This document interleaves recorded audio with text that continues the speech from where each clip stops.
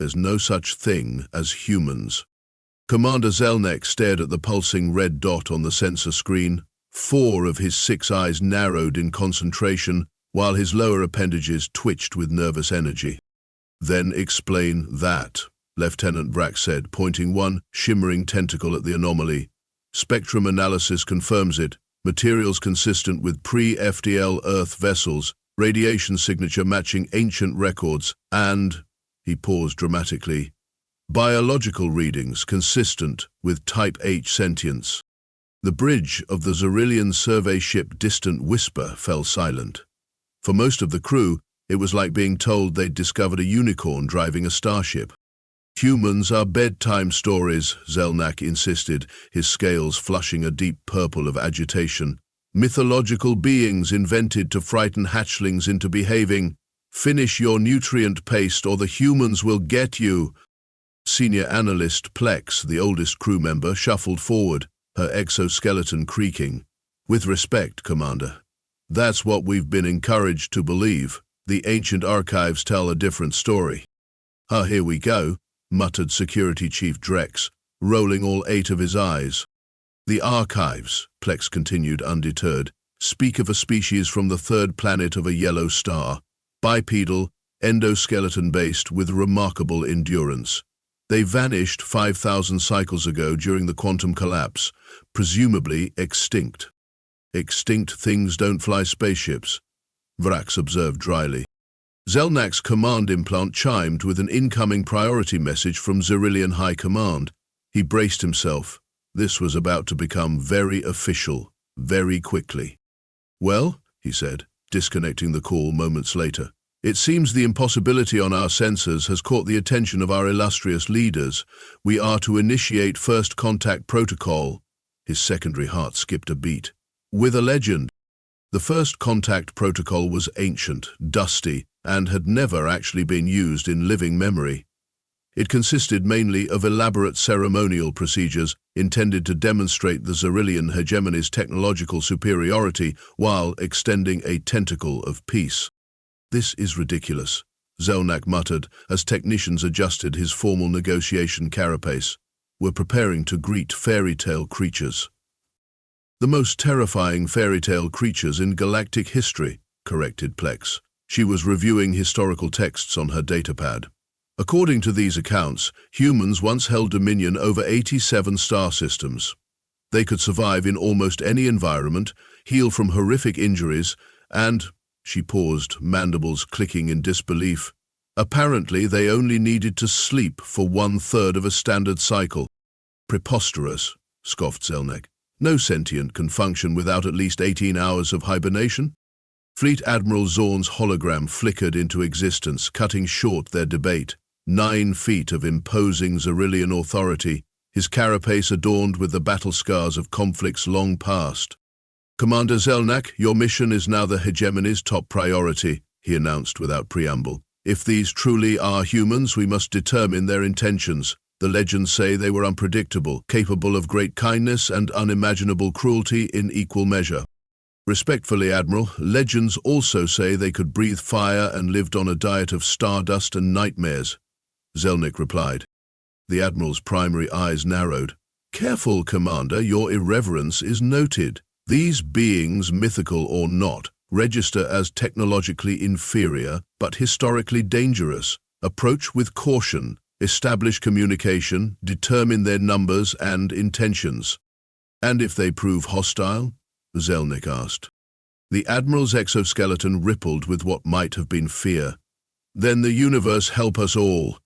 The human vessel was underwhelming. Xelnak had expected something spectacular. Gleaming metal, impossible geometry, weapons capable of vaporizing planets. Instead, their sensors revealed a patchwork construction of different materials, with visible repairs and modifications. It looked like it had been assembled by committee, then dropped down several flights of stairs. "That's it?" Drex asked, sounding disappointed. "That's the vessel of the legendary conquerors of the galaxy?" "They're hailing us," Communications Officer Zilks announced. "Audio only, primitive radio waves." "Put it through," Xelnak ordered, straightening his carapace. The bridge speakers crackled to life, and a voice unlike any Xelnak had heard before filled the command center.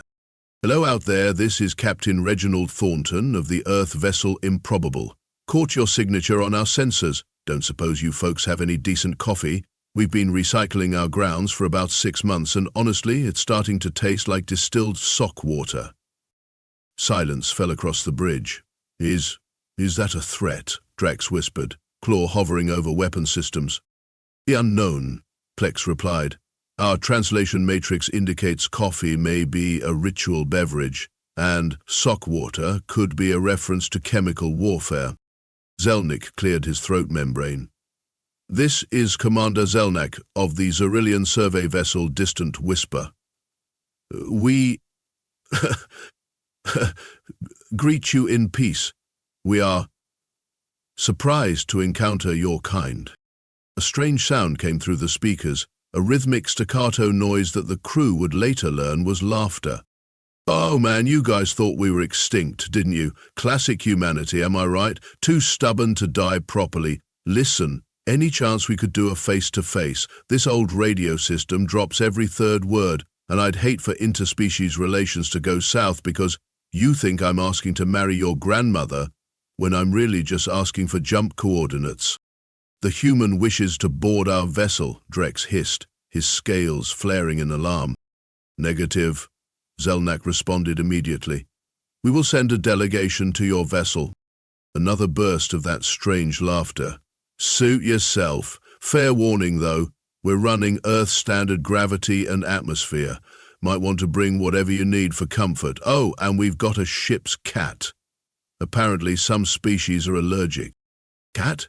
Plex asked, frantically searching historical databases. "Some form of weapon?" "We will prepare accordingly," Xelnak responded, trying to sound confident despite having absolutely no idea what a cat might be. "Expect our shuttle in 1 standard hour." "Roger that. We'll break out the fancy cups. Thornton, out." As the communication ended, Xelnak turned to his bewildered crew. "Prepare the encounter team. Environmental suits, defensive capabilities, and someone find out what a cat is and how to defend against it." The human ship's docking bay was a study in controlled chaos. Tools and equipment lined the walls in a system that seemed haphazard, but, Xelnak suspected, probably made perfect sense to its creators. The air was thicker than Zorillian standard, the gravity slightly stronger. Despite their environmental suits, the encounter team felt uncomfortably heavy. 5 beings waited to greet them. They stood on 2 limbs, just as the legends described, with 2 upper appendages and bizarre, flat faces, featuring forward-facing eyes and peculiar fur patches in various configurations. They wore mismatched clothing, adorned with patches and insignias. "Welcome aboard the Improbable." The central figure stepped forward, extending an upper appendage. "Captain Thornton, but call me Reggie. Everyone does, except my mother and my ex-house, who both prefer hopeless disappointment." More of that odd, rhythmic sound from the others. "I am Commander Xelnak," he responded, cautiously extending a tentacle to mimic the gesture. "These are Senior Analyst Plex, Security Chief Drex, and Xenobiologist Trex and Mipsy." The human's face contorted, showing teeth in what Xelnak's cultural database suggested might be aggression. "Fantastic. Let me introduce my crew. This is Chief Engineer Asuka Tanaka, Science Officer Dr. Kwame Okonkwo, Navigation Specialist Zoe Fletcher, and our Medical Officer, who we all call Doc because his real name is unpronounceable even to other humans." The last human, smaller than the others, raised an appendage. "It's Xavier Wyathorski. Not that complicated." "Says you," muttered Tanaka. "Before we go further," Xelnak interjected, "our records suggest humans became extinct 5,000 cycles ago in the quantum collapse. Yet here you stand. Explain." Thornton's face moved again in a different configuration. "Ah, that. Well, the short version is we weren't all on Earth when everything went sideways. We had colonies, exploration vessels, mining operations, all off-grid, quantum-shielded. When the collapse hit and Earth went dark, about 30,000 of us were scattered across a dozen systems. We've been rebuilding ever since, keeping to ourselves." There aren't many of us, relatively speaking, maybe a few million now. A few million? Drex moved his claw closer to his concealed weapon.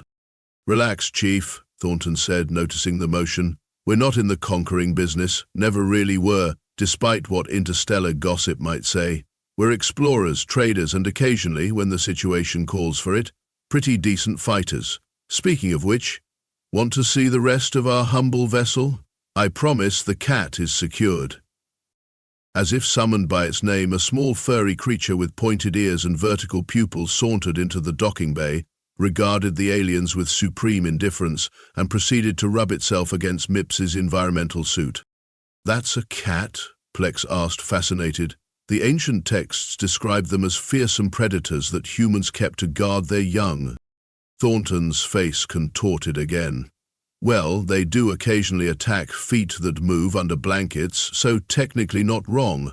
That's Lieutenant Whiskers, our rodent control officer. Highest-ranking cat in human space, or so she believes. You give military ranks to predator companions? Drex asked, horrified. Only the ones with good whisker discipline, Thornton replied with a perfectly straight face. Now, how about that tour? I promise it'll be enlightening. We humans are nowhere near as impressive as your legends probably make us out to be. As they followed the humans deeper into the ship, Xelnak couldn't shake the feeling that the universe had just become a much stranger place. The ship's mess hall was where Xelnak's perception of reality truly began to unravel. So you're telling me, he said, watching in fascination as Thornton poured a dark liquid into small containers, that your species knowingly consumes a psychoactive stimulant multiple times daily?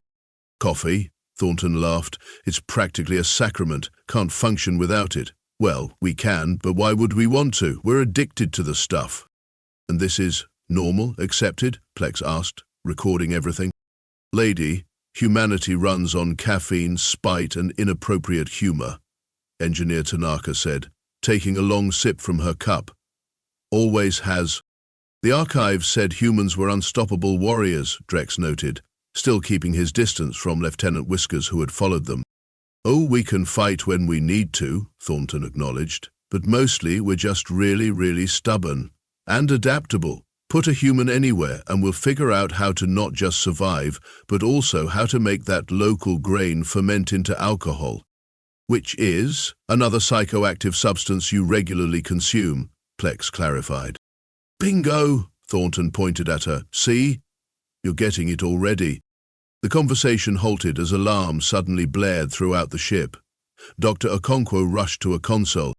Captain, we've got multiple vessels dropping out of FTL. Signatures match Mektar warships.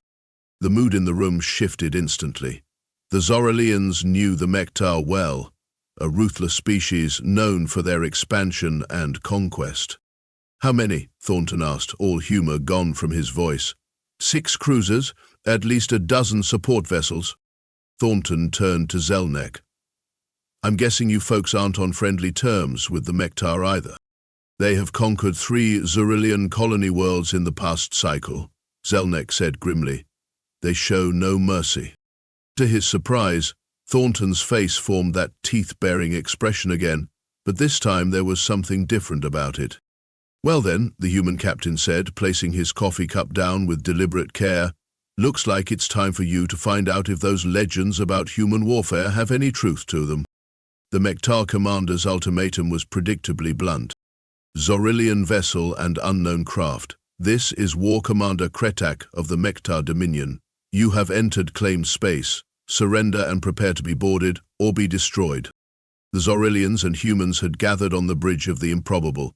To Xelnak's surprise, the humans seemed more annoyed than frightened. Typical Mektar, Thornton muttered. No finesse, no hello, how's your day going? Straight to surrender or die. They have 6 heavy cruisers, Xelnak emphasized. We stand no chance. Respectfully, Commander, that's quitter talk, Thornton replied, then addressed his crew. Options, people? We could try the Kessel Gambit, Fletcher suggested. With their numbers? Suicide, Dr. Okonkwo countered. What about the Kobayashi Protocol? Tanaka offered. Need at least 3 ships for that, Doc reminded her. Wait, Thornton said, his eyes lighting up. We do have 2 ships, and if the Zorillians are willing to help, we might just pull this off. What are you suggesting? Xelnak asked.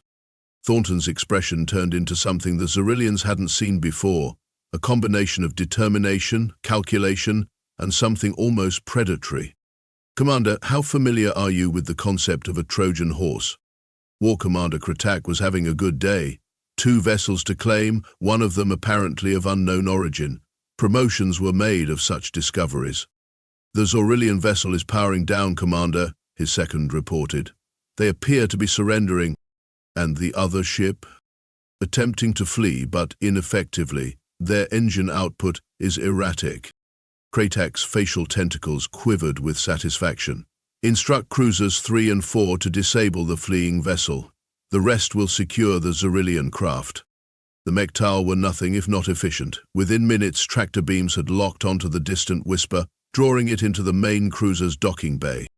Boarding teams report no resistance, his second announced. The Zorillians appeared to have abandoned ship in escape pods. Kretak frowned. That's unusual. Zorillians typically fight to the last. Perhaps they feared our superior... The sentence remained unfinished as the bridge shook violently. Alarms blared. What was that? Kretak demanded. Explosion in the docking bay. The Zorillian vessel. It self-destructed. Another violent shudder ran through the ship. Impossible. We scanned for such devices. Sir, we're detecting unauthorized access to our systems. Something is overriding our security protocols. Kretak snarled. Find the source, now. Sir, it's coming from within our ship, and cruisers 2, 5, and 6 report the same issue. The main view screen flickered, and to Kretak's astonishment, a bipedal creature appeared, showing its teeth. Hello, Mektar vessel, said Captain Thornton. So sorry about your docking bay, and your weapon systems, and your engines. Actually, I'm about to be sorry about your life support too, unless you're willing to have a civilized conversation about boundaries and respect. What are you? Kretak demanded. Oh, just a myth, Thornton replied. A legend, something that doesn't exist anymore. His expression hardened. Until you mess with our friends. 3 days later, Xelnak still couldn't quite believe what had happened. You hid the majority of your crew inside our escape pods, he said for perhaps the 10th time, knowing the Mektar would capture our vessel. Classic misdirection, Thornton explained, sipping his coffee on the bridge of the improbable. While they focused on your seemingly abandoned ship and my apparently malfunctioning vessel, your escape pods, filled with my engineers instead of your evacuated crew, attached to their hull access points. But how did you override their systems so quickly? Tanaka grinned. Turns out Mektar security protocols haven't changed much in 5,000 years. We've been collecting and analyzing their tech through discrete channels for decades, just never had a reason to use what we learned until now. The Mektar fleet had retreated, their commander having agreed to a hastily arranged treaty that established a buffer zone around both Zorillian and human space. It helped that Thornton had demonstrated the ability to shut down their life support with a tap of his finger. The legends said humans were formidable, Plex observed, but they never mentioned this capacity for strategic thinking. Oh, we're not that special, Thornton said modestly. We're just good at thinking sideways when everyone else is thinking straight ahead. I remain curious, Xelnak said, why your kind has remained hidden for so long. With your abilities, you could have re-established dominance. Thornton's expression turned thoughtful. After the collapse, we nearly went extinct. It changed our perspective. We decided rebuilding an empire wasn't as important as rebuilding ourselves. We've been exploring, learning, growing, but quietly. There aren't many of us left. We've chosen quality of existence over quantity of territory. And now, Drex asked, will you remain hidden? Well, that cat's out of the bag now, isn't it? Thornton laughed. No, I think it's time for humanity to rejoin the galactic community, on our terms, of course, as equals, not conquerors or subjects. The High Command will want a formal diplomatic channel, Xelnak noted. Naturally, we'll establish one. Thornton leaned forward. But first, I have a very important question that will determine the future of human-Zorillian relations. The bridge fell silent. Xelnak steeled himself for some profound, historically significant query. How do your people feel about pizza? Because we're having a movie night on Friday and I need to know what toppings to prepare.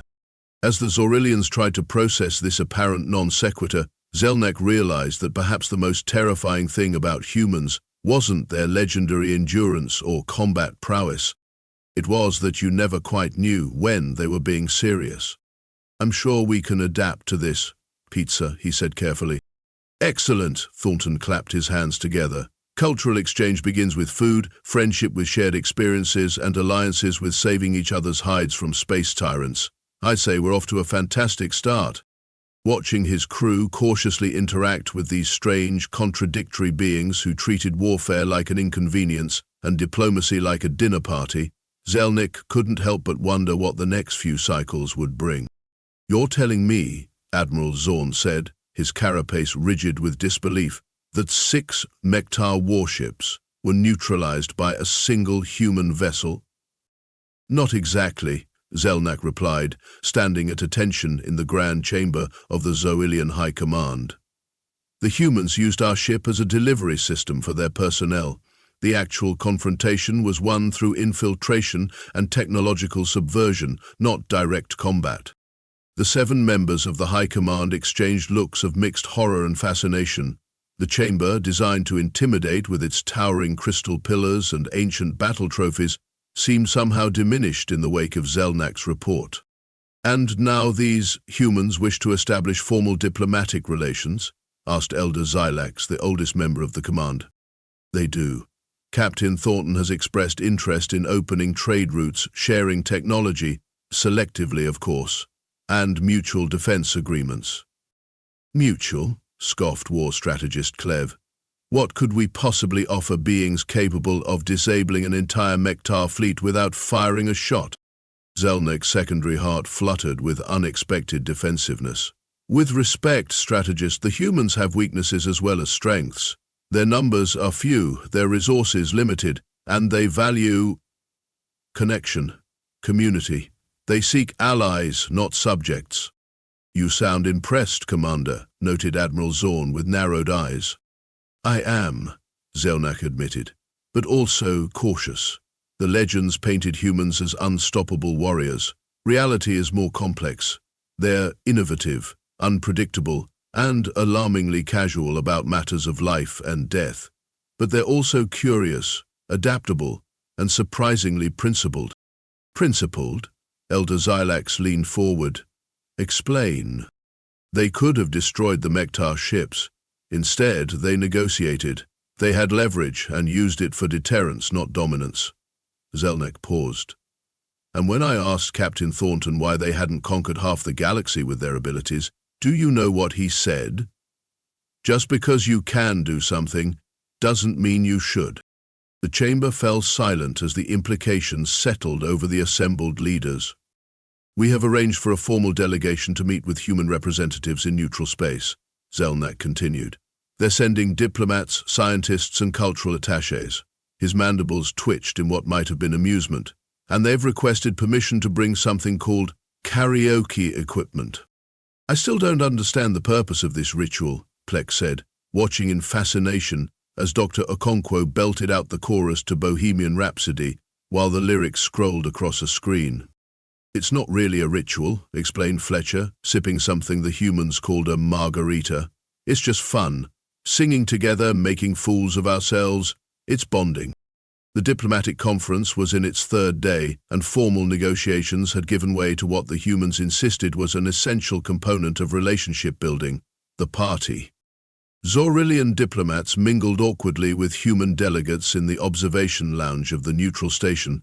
Some were engaged in earnest conversation, others watching the karaoke, with expressions ranging from horror to tentative fascination. Your concept of fun is remarkably diverse, Plex observed. Yesterday it was the competitive consumption of spicy nutrients, today it's public musical humiliation. Fletcher laughed. That's humanity in a nutshell. We'll try anything once, and if it produces either endorphins or good stories, we'll make it a tradition. Across the room, Xelnak found himself deep in conversation with Thornton and a human female introduced as Admiral Helena Chen, the highest-ranking official in the human delegation. "So your species simply accepted its reduced circumstances?" Chen was asking. "After losing your colony worlds to the Mektar?" Xelnak's scales rippled with discomfort. "We are pragmatic. The hegemony calculated the costs of resistance versus acceptance. The equation was clear. But at what point does pragmatism become surrender?" Thornton mused, swirling amber liquid in a glass. "Where's the line between accepting reality and giving up?" "Says the species that hid for 5 millennia, Xelnak countered. "Tush," Chen acknowledged with a smile. "But we weren't hiding out of fear. We were rebuilding, redefining, choosing our moment. And this is your moment." "Some of them." Chen's expression turned serious. "Commander, your people have been dealing with the Mektar through appeasement. We've been watching them through intelligence networks. Neither approach is sustainable. Together, though, you're proposing an alliance against the Mektar?" Xelnak's primary heart rate increased. "The High Command would never." "Not against anyone," Thornton interrupted. "For mutual security, a deterrent. The Mektar only understand strength. Together, we present a more complex problem than either of us alone." Before Xelnak could respond, the station's alarms blared. A Zorillian communications officer rushed into the lounge. "Commanders, Mektar vessels have entered the system. They're demanding we turn over the human delegates." The music stopped abruptly. Dr. Okonkwo dropped the microphone with a squeal of feedback. "Well," Thornton said dryly, finishing his drink in one swallow, "that was a shorter piece than I'd hoped for." War Commander Kretek's face filled the main view screen, his tentacles writhing with barely suppressed rage. "This is your final warning. Surrender the human delegation or we will open fire on the station. Their interference in Mektar affairs cannot be tolerated." The station commander, a neutral third party from the Galactic Consortium, looked desperately between the human and Zorillian representatives. "We cannot withstand a Mektar assault," she pleaded. "Our shields are diplomatic grade at best." "How many ships?" Chen asked calmly. 12 cruisers, 20 support vessels, the tactical officer reported. "They've created a blockade formation." Xelnak felt a coldness spread through his carapace. They were trapped, outgunned, with only 3 ships of their own. The improbable, the distant whisper, hastily repaired after its partial destruction, and Chen's diplomatic vessel, the Olive Branch. To his astonishment, Chen and Thornton exchanged glances that looked almost amused. "Permission to deploy countermeasures, Admiral," Thornton asked formally.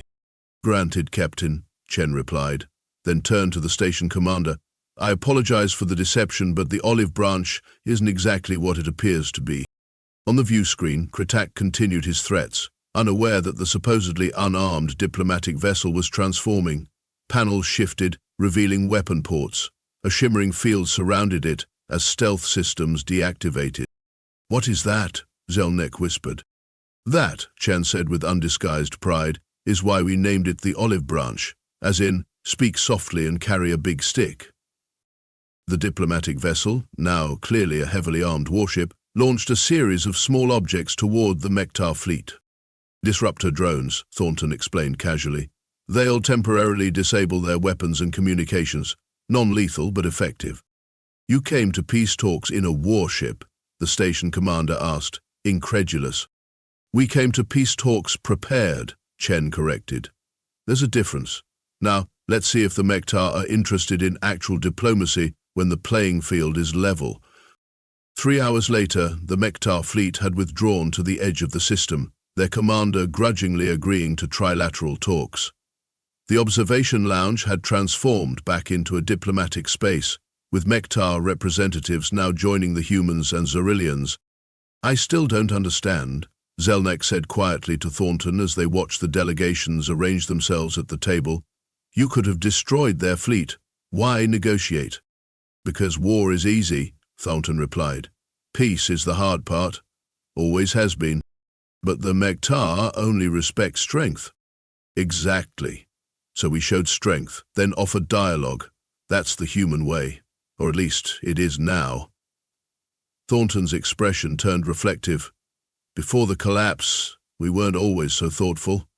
We had our Mektar phases too, you know, but surviving extinction gives you perspective.